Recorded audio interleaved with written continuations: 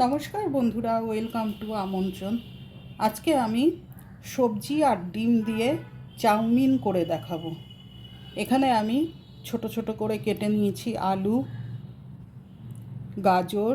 যেহেতু আমি আলুটা এইভাবে কেটেছি, ওই জন্য গাজরটাও আমি এইভাবে কেটেছি। ফুলকপি, মটরশুঁটি, ক্যাপসিকাম, কাঁচা লঙ্কা আর পেঁয়াজের পাপড়ি আর ডিম। এই দিয়ে আমি চাউমিনটা তৈরি। কড়াইতে জল বসিয়ে দিয়েছি, জল গরমও হয়ে গেছে, একটু লবণ দিয়ে দিলাম।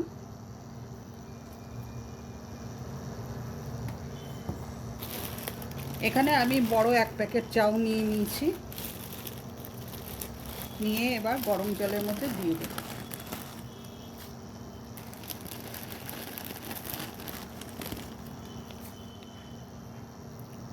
চাউটা আমি গরম জলে আর ফোটাবো না, এই যে জলটা গরম হয়ে গেছে, এখানে আমি 5 থেকে 7 মিনিট ভিজিয়ে রাখবো।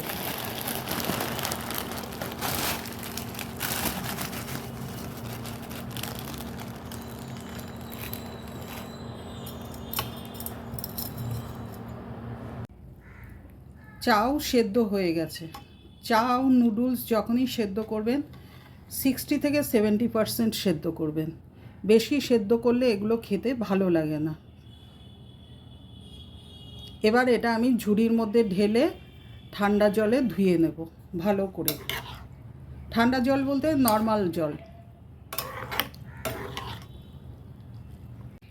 এবার আমি কড়াই বসিয়ে দিলাম। কড়াইতে দিয়ে দিচ্ছি সাদা তেল।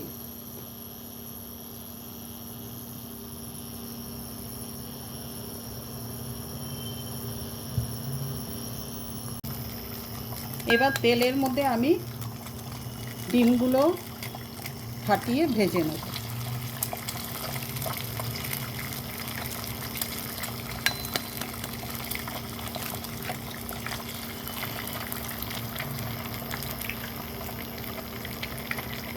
এবার ডিম ভাজার আন্দাজে দিয়ে দেবো একটু লবণ।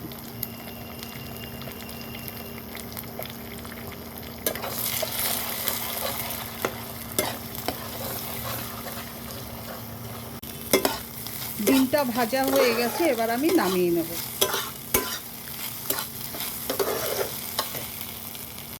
এবার কড়াই বসিয়ে দিলাম। কড়াইতে দিয়ে দিচ্ছি সাদা তেল।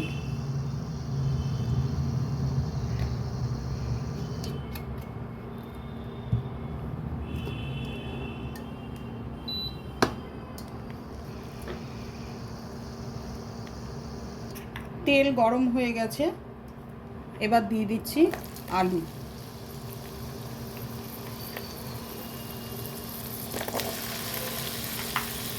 গাজর,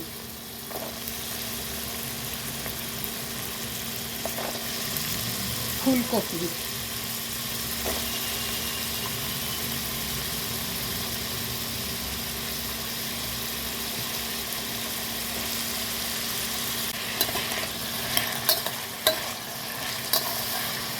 এবার দিয়ে দেবো লবণ। লবণটা দিলে তাড়াতাড়ি সেদ্ধও হয়ে যাবে, ভাজাও হয়ে যাবে।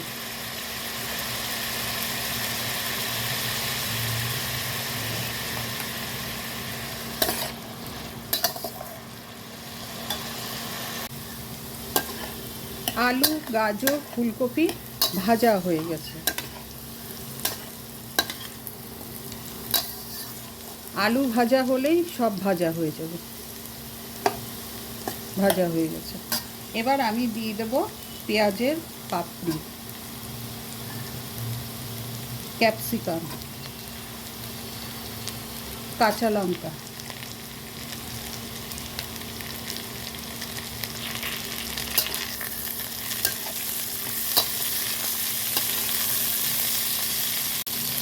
দিয়ে দিচ্ছি মটরশুঁটি।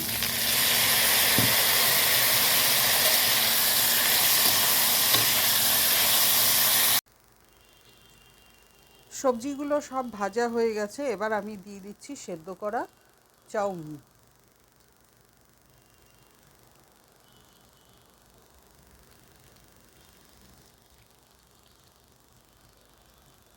এবার আমি দিয়ে দেব ম্যাগি মশলা।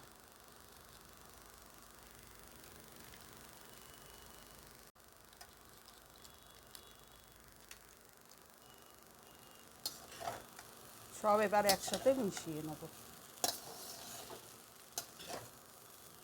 জানি চাউ বানাতে সবাই পারেন, তবু আমি কিভাবে করি সেটা সেইভাবেই দেখালাম আজকে।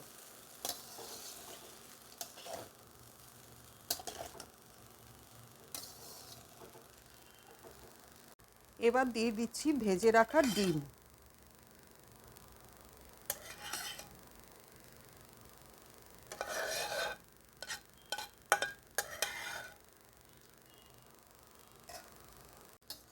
এটা আমার হয়ে এসছে, একটু নেড়ে চেড়ে আমি নামিয়ে নেব।